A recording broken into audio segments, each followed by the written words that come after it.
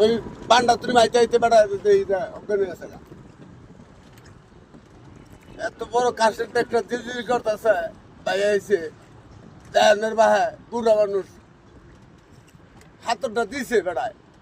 মনে হচ্ছে 10টা হাত আইতারে নেই বেউস হয়েছে প্রত্যেক বছর আমি দেখলাম এই 10 বছর থেকে দেখলাম যে এখানে একটা মানুষ প্রত্যেক বছরে 2-4 জন করে মারা যায়